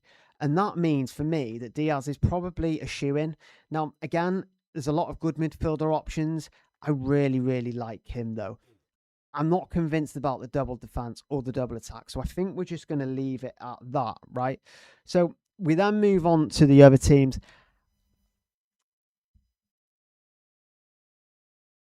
And I think we looked at Brazil next, didn't we? We looked at Brazil. Now I'm gonna I'm gonna put Santos just on the sidelines for now. I don't think Brazil are going to keep a clean sheet against Japan, but I do think they're going to score a couple of goals, which makes Vinny, I think, the best 10 million midfielder outside of Dembele. If I had to rank them, I would go Dembele, Vinny, then Yamal. Just remember, Yamal has got Austria, who won't be easy, and then Spain.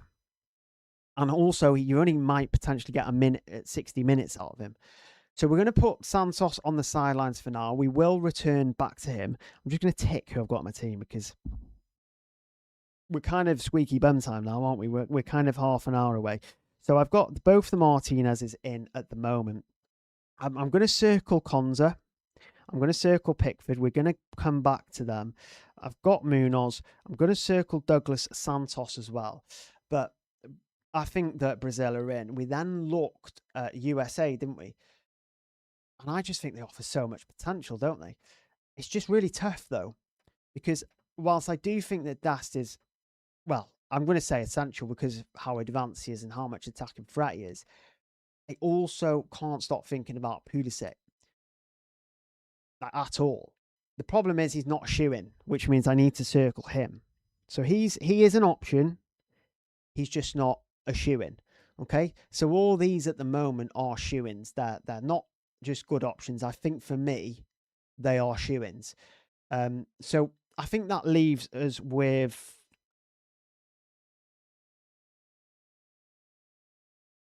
I think that leads us then to Belgium, doesn't it? Because they are going to go massively under the radar. However, Senegal are not. They do not have a good defense, right? They conceded quite a lot of chances to Norway. They also conceded quite a lot of chances to France. So Belgium players in general are going to go under the radar. I really, really like the Kuiper. You're going to get scouting bonus from him. You're going to get attacking threat from him. You could even get clean sheets from him, and no one seems to be picking him. But is he nailed? That is the problem. Is he nailed? I think it's going to be. I think we're going to circle the Kuiper. He is definitely going to be an option to fill a spot. The problem is that who do you pick out of Trossard and Belgium? Because I do think these are two more excellent options. I've only got 2 spaces left. That's the problem. That is the problem. So I think we also then circle Kevin De Bruyne and Trossard. We will come back to some of these decisions. Look, I'm going to say it now. I think that match against Cote d'Ivoire, I think the way he's playing at the moment, I think the free-flowing attack, all-out attack that Norway are kind of going with at the moment, the fact he's got 30 points already, and the fact, more importantly, that Kane is not convincing, means that Haaland is just the pick, and then if something bad happens, you just take him out. So I think that is my front three. We will come back to that, but I'm like 80% sure I'm going to go with Haaland over any other forward. So now it's all about filling these spots, right? So the other options for the goalkeeper, I think we're looking at Martinez or Fries. That's what we're looking at. But do we want double USA defense? Probably not.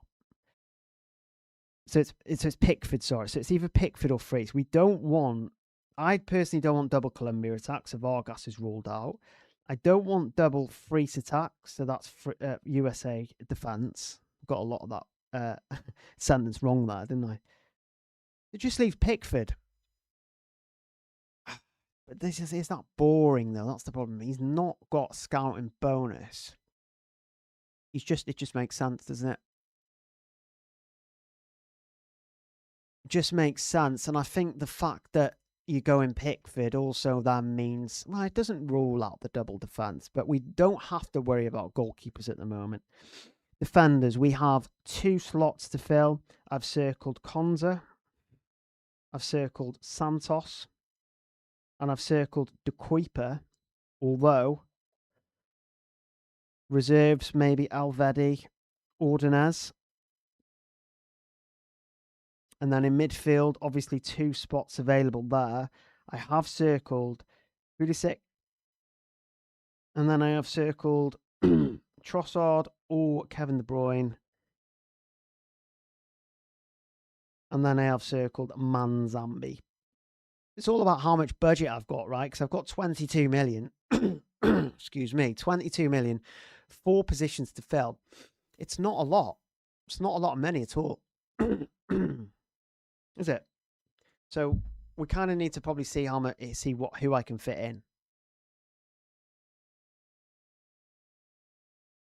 That light is burning my head off again. Yeah, I'm probably not going to get Beach. I do like Beach. Good goalkeeper, though. Am I too dark? No, nah, it's okay. Yeah, so it's all about... Can't clear my throat at the moment. So 2 each. 2 defenders I need. 2 goalkeepers.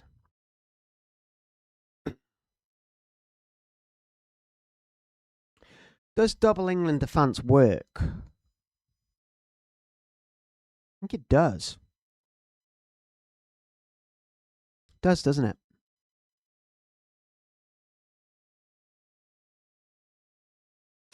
It does, doesn't it? Someone remind me to activate Scout to qualification bonus. Please remind me to activate it. The fact that I forgot is highly concerning. Very, very worrying, actually. Okay, I kind of want to put double England defence in. We've got the Kuiper. Who've England got? Congo. Yeah, that's a double defence, isn't it? That's a double England defence. I think you go, yeah, you can't not go double England defence there, especially if you're not going for any attackers. Konza makes sense. He does make sense, doesn't he, really? And how much is he? 4.6 million? Not bad. I kind of want to take a punt. I think a lot of people are going for Santos, but I think you're more likely to get a return out of the Kuiper. He's got more routes to points. He's also got scouting bonus. Oh, who's just vanished from there? Martinez, isn't it? Australia, I don't think so. Don't think so. Oh, Spain. Spain. Yeah. Cucurella was in my original draft. Who've Spain got? Spain have got Austria. And then maybe Portugal. Do you know what? I'm quite happy to go without Spain. I might take the risk on going without Spain. Let's just see how much budget I've got. Cucurella is obviously a very good player. Let's work out midfield first, because 13 million is not a lot. In fact, I may even have to go super cheap here.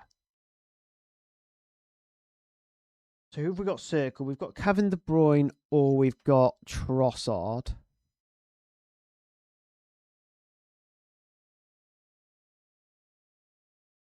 Or Pulisic.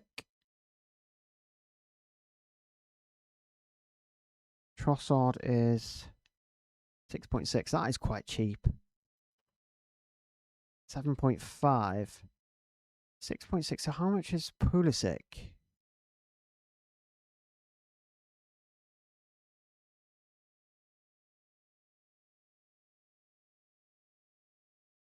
Seven. I've got a feeling about Pulisic, you know. Leaves me 6 million for a midfielder, though.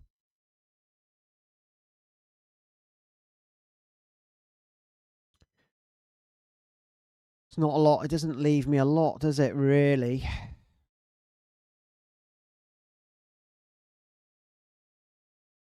Kind of want a Belgium. I kind of want a Belgium attacker.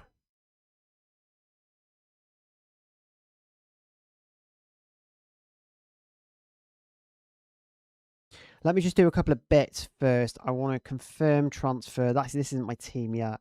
I also want to play the qualification booster. So we are. Oh God. So we are confirmed there. Let me just double check that team is confirmed. Let me just. This isn't my team. My deadline team, by the way. I just want to make sure that if something happens to the site, that I am safe from complete devastation. Let's have a look. So we've got any late players. So he plays on the 3rd. Make sure you guys all do this as well, by the way. Make sure your bench is in order. There's a 4th of July there. He comes out for him. Manzambi. He's fine there, isn't he? We just check chat quickly. Go cheap as second goalkeeper. If you're leaving it too late, website's going to crash. Somerville, nice. Min's risk. Yeah, so, yeah, I'm playing qualification booster. That is what I am playing this week. Best time to play it. Just play it. Don't overthink it. Just play it. Okay, so this is my team. You can't really see it that well because I'm going back on make transfers because I'm not completely sure on it. There's a lot of money here in defense. Let me just change that to price. There's a lot of money in defense. There's a lot of money at the back. I just think the double up in the England and Argentine defense makes sense. Just does. Munoz makes sense. De Kuiper makes sense. But no Belgium. Who am I missing? So I've got no Belgian attacker. But do we want to double up on Belgium when they play Senegal? Probably not. So it would be it would have to be, I think, either a Belgium attacker. Saying that, we get 4 transfers, don't we? I think a double up's fine, you know. So Belgium attacker's missing. Cucurella is missing. Who else is missing? I'm happy with my forward line. So let's get rid of the forwards. That's staying the way it is.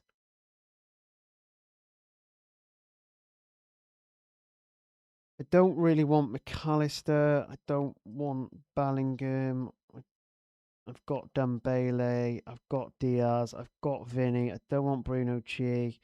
I've got Pulisic in at the moment.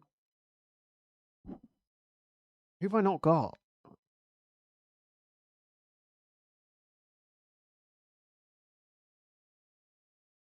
Who have I not got, chat? No, clean sheet boost will be another time. These are teams that I think are going to qualify, right? This is what we're playing. We're playing the qualification booster. But De Kuiper, do we really think that Belgium are going to qualify against Senegal? Ideally, you want all or most of your players to qualify to get to maximize the chip.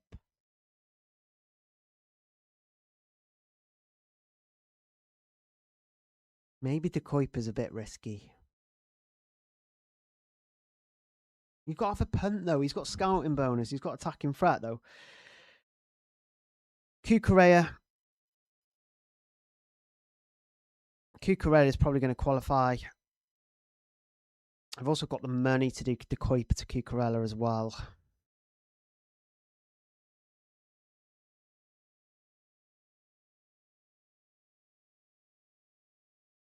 Yeah, I don't. I'm not keen on Spain. Yamal's probably going to get an hour. But I do like Cucurella. I'm not getting rid of Munoz. He's an absolute non-negotiable. So is Dast.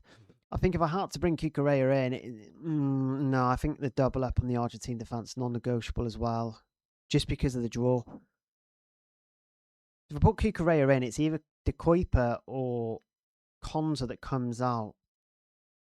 England are so keeping clean sheets, though, aren't they? Like they've got Congo and then Ecuador or Mexico.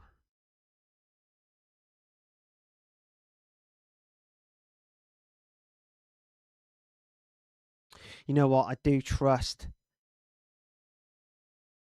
but then I think England are going to qualify though for the qualification boost.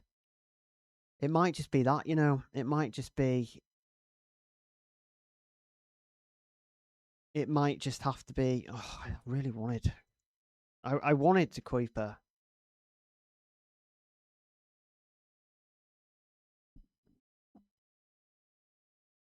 Yeah, I like Johnston. Johnston. At 4 million. Who do Canada play again? Who do Canada playing? Why don't I know this?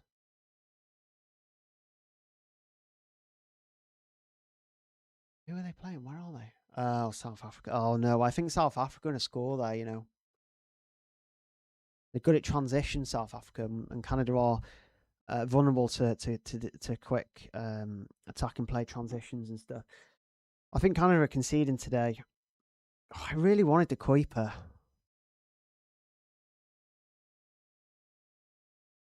And Trossard. The thing is, I genuinely think that all these players are going to qualify, though. You know, and I can't say that Belgium are going to. I can't say with the same confidence that Belgium are going to qualify. You know, have a look at the fixtures.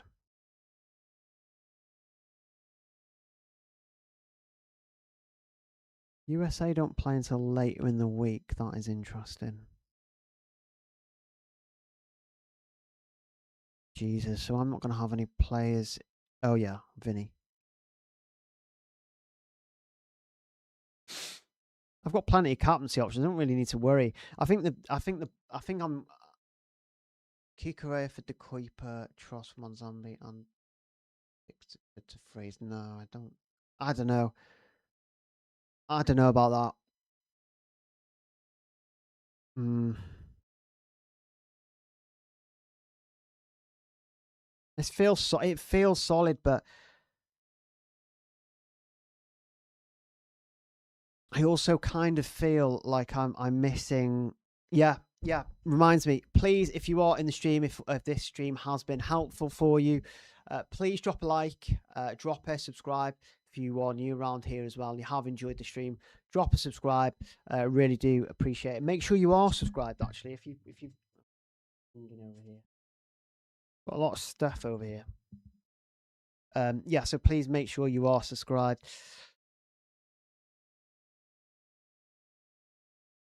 Oh, I want to get a Belgian player in because I just know that not a lot of people are going to go for him. Who comes out? Pulisic could genuinely destroy Bosnia, like he could.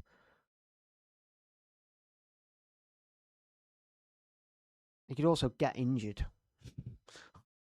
It's obviously not funny that he could get injured, but it's just funny that the swing could be he could get injured or he could get some sort of mega haul. I'm not massively convinced by Manzambi, to be fair, but he's super cheap. If I could get him to Trossard, how much would I need? I think it's 12 mil. Not 12 mil. I think it's just 1 mil. I don't know where I got 12 mil from.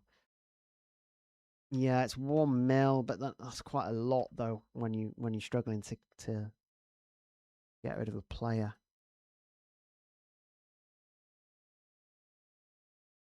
The problem is as well, you can't really downgrade Konza and Martinez to another England or Argentine defender because all the other Argentine and England defenders are not nailed. The only nailed defender from England is Konza, in my opinion, and the same goes for Martinez of Argentina. In fact, I think Romero's injured. It'll probably be Otamendi that comes in, which makes you think that Martinez is even more nailed.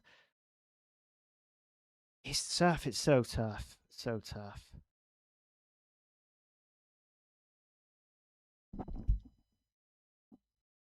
Yeah, I'm using the qualification booster.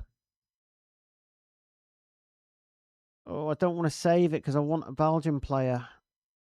Kevin De Bruyne and Trossard are gonna do well against Senegal. I just know it.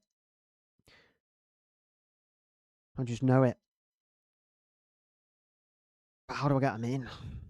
How do I get Trossard in? I'm looking at Manzambi. Who have Belgium? Yeah, I'm looking at Manzambi, thinking he could go for a De Bruyne or a well, maybe not De Bruyne, but maybe a Trossard. He could go for, but where do I get 1 million from? Especially when I like the double up in the Argentine and England defence. I keep coming back to the goalkeepers though to lose money. This is the thing.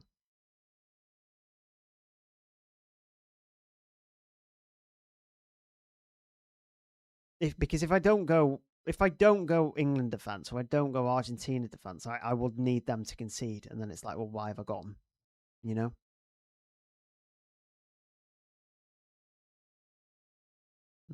I don't know. I think that just makes sense to me.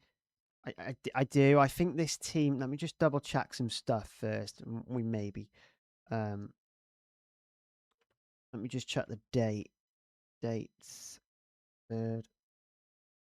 We got any more fours?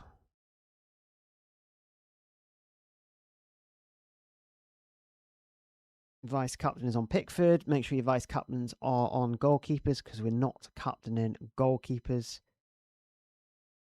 because they do not have whole potential. So yeah, don't block yourself from captaining a player. You guys can see that, okay, can't you?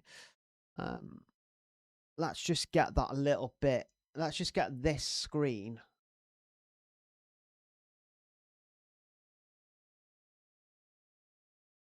A little bit.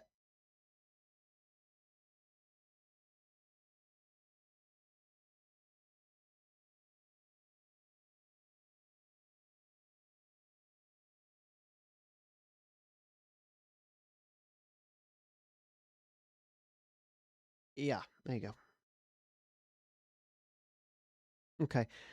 Okay, this is my team. I have got... Let me just refresh this. It's going to wreck my screen now, isn't it, if I refresh this? I think it's going to wreck the screen here, that what you guys see. Yeah, it is. What's that?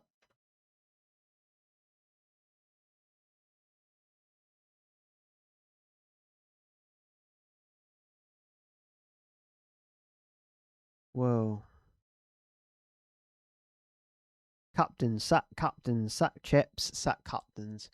Yep, so let me just refresh that again. This is going to get annoying because it's going to change screen again.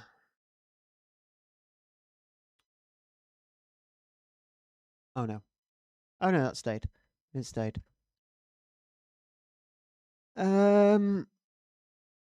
So double check. Qualification booster is active. We can see that there.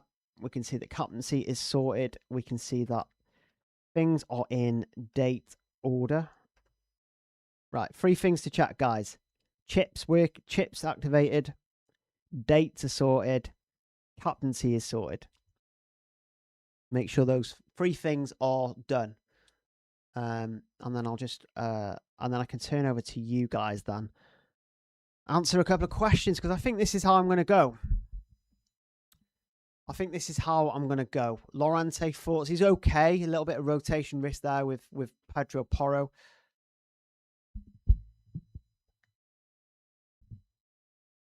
So I've got Martinez and Pickford.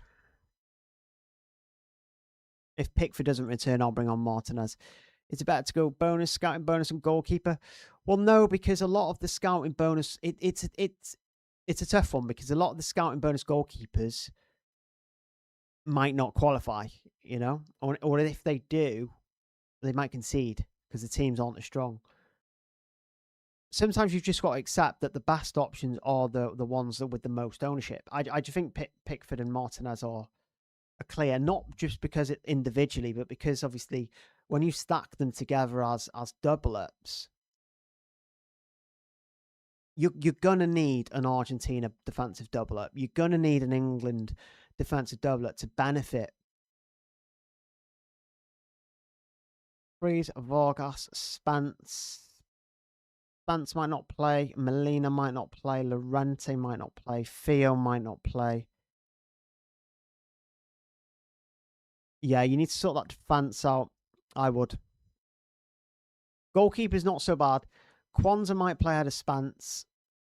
Tagliafico might play ahead of Molina. Pedro Porro might play ahead of Llorente. Luca Dean might have played. Oh, we've had a super chat. Let me take a look at this just quickly.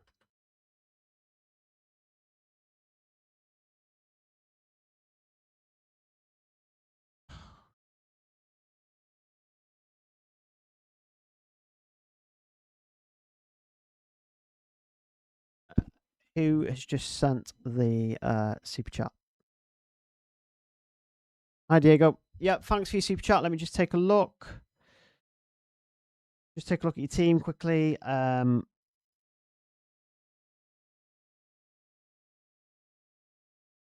I don't mind it. I think it looks really good. Medina's a bit of a risk, though, because Tagliafico might play. So maybe change Medina. I would probably go for Martinez, like I have, just to be safe. So yeah, again, really appreciate the super chat, Diego, as usual.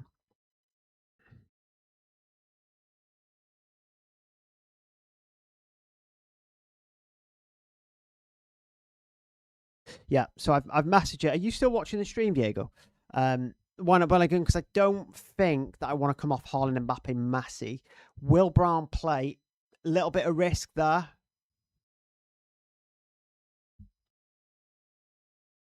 Right there. Have you forgotten you can only play one keeper?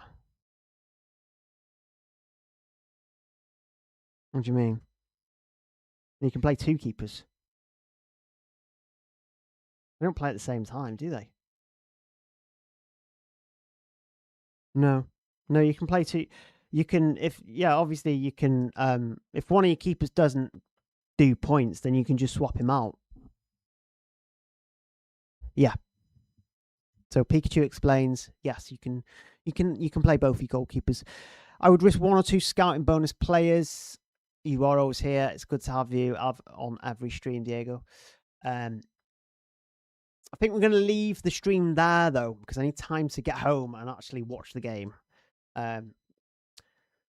So, again, really appreciate everyone that's tuned in. This is my team. This is the team that I'm going to go with. I'm very happy with it. I'm a bit annoyed that I can't get any Belgian players in. I'd love to get Manzambi up to Trossard. I just don't really see it how I'm going to do it because I really, really like the England double up, like the Argentina double up as well. Maybe I should have some England attack, but I just don't. They just don't convince me at the moment. This feels like a really good team. It feels like a really good team for qualification as well, qualification booster. Remember to activate your booster this week. I think all of these guys are going to qualify. I think obviously you've got to change your kind of expectations as well, right? Because usually we would probably sub out a 5-pointer, but this week we may be subbing out, like 7-pointers because of obviously the qualification booster as well. So that's what you've got to think about this week. So 7 points is not a big score this week because everyone's going to be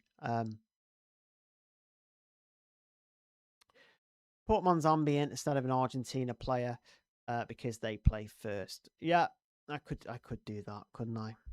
Probably could do that. Let's take. There you go. Thanks, Tom. Does that make you feel better? Makes me feel a little bit better as well. Yeah, so if you have enjoyed the stream, please hit the like button. Please hit that subscribe button. Good luck this week as well. I'm probably likely going to stay with this team as well, as we've only got a few minutes left. again, really have appreciated everyone who has joined the stream. I hope it's been useful as well. And yeah, if you haven't subscribed already, then it's quite nasty that you haven't, to be fair. So make sure you are subscribed.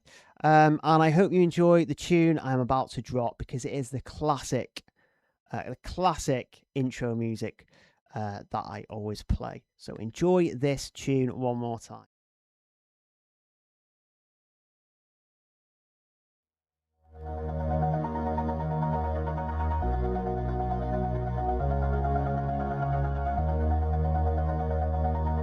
All this time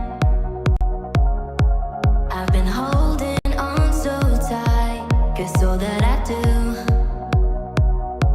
was easy to use. So cold.